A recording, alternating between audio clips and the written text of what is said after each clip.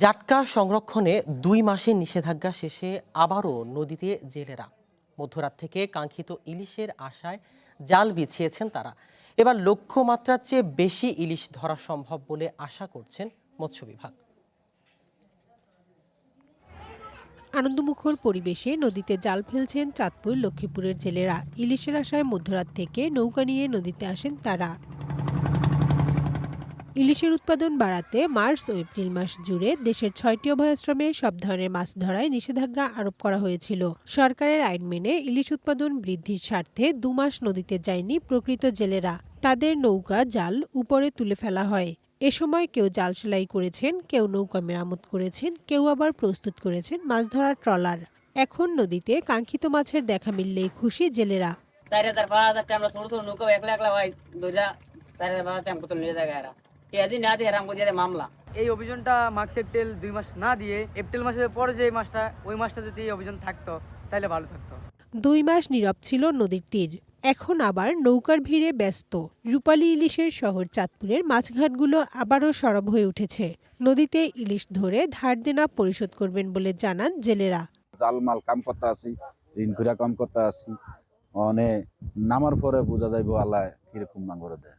নিষেধাজ্ঞা চলাকালীন সময় অভয়াশ্রম এলাকায় কঠোর নজরদারি ছিল। এবছর জাটকা রক্ষায় শক্তভাবে অভিযান পরিচালনা করা হয়েছে এবং তা সফল হয়েছে বলে জানিয়েছে সংশ্লিষ্টরা। আশা করি যে এই জাটকাগুলোই বড় ইলিশে পরিণত হয়ে আগামী যে ইলিশের প্রধান প্রজনন মৌসুম সাধারণত অক্টোবরের দিকে হয়, ওই ২২ দিনে আমরা ইলিশের প্রাচুর্যতা অনুভব করতে পারবো ইনশাল্লাহ। জাটকা ইলিশ যেটা আমরা ১০ ইঞ্চির নিচে যেটা, সেটা জুনের ৩০ তারিখ পর্যন্ত ধরা নিষেধ। কিছু ক্ষতিকর নিষিদ্ধ জাল আছে, যেমন চর ঘেরা জাল, বিহুন্দি জাল, পাই জাল, মশারি জাল এবং কারেন্ট জাল। এই জাল দ্বারাও মাছ আহরণ নিষিদ্ধ থাকবে।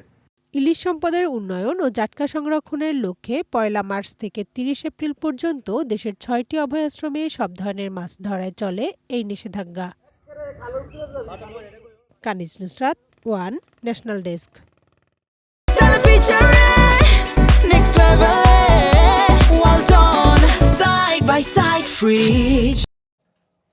এ নিয়ে আরও খবর জানাতে আমাদের সাথে ভোলা থেকে যুক্ত হচ্ছেন মোকাম্মেল মিশু। মিশু, ভোলায় জেলের সংখ্যা কত আর নদীতে নামতে পেরে কি বলছেন তারা?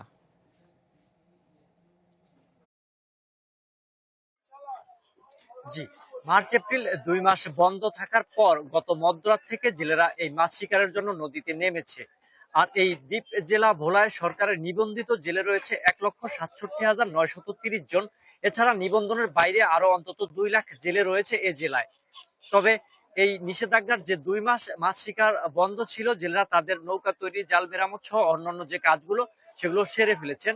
গত মধ্যরাত থেকেই তারা নদীতে নেমেছেন। ইতিমধ্যেও কিছু জেলে মাছ শিকার করে এসেছেন। আমার পিছনে যে সারিবদ্ধ যেই নৌকাগুলো আপনারা দেখতে পাচ্ছেন, এই নৌকাগুলোতে মাছ ধরে তারা ফিরেছেন। তবে জেলেরা মনে করছেন যে এই ২ মাস বন্ধ থাকার পর এখন নদীতে গিয়ে তারা তাদের কাঙ্ক্ষিত যে মাছ শিকার করতে পারবেন। এতে করে এই যে গত ২ মাস তারা যে ধার দেনা হয়েছেন সে সমস্ত দেনা পরিশোধ করতে পারবেন এবং আগামীতে এই ধার দেনা পরিশোধ করে তারা ভালো থাকতে পারবেন। নদীতে যখন মাছ থাকে তখন জেলেদের জীবন জীবিকা খুব ভালো চলে, আর যখন মাছ না থাকে তখন জেলেদের জীবন জীবিকা স্থবির হয়ে পড়ে। এই দ্বীপ জেলা ভোলার মেঘনা এবং তেঁতুলিয়া নদীতে যে জেলেরা রয়েছে, এদের ভোলার অর্থনীতিতে কিন্তু এরা একটা ভূমিকা রাখে এই মাছ শিকারের মাধ্যমে।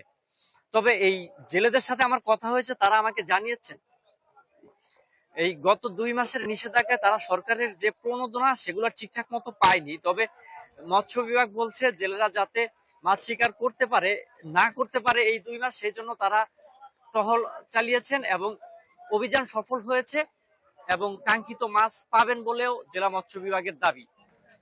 এই ছিল ভোলা থেকে আমার কাছে সর্বশেষ। ধন্যবাদ মিশু আপনাকে।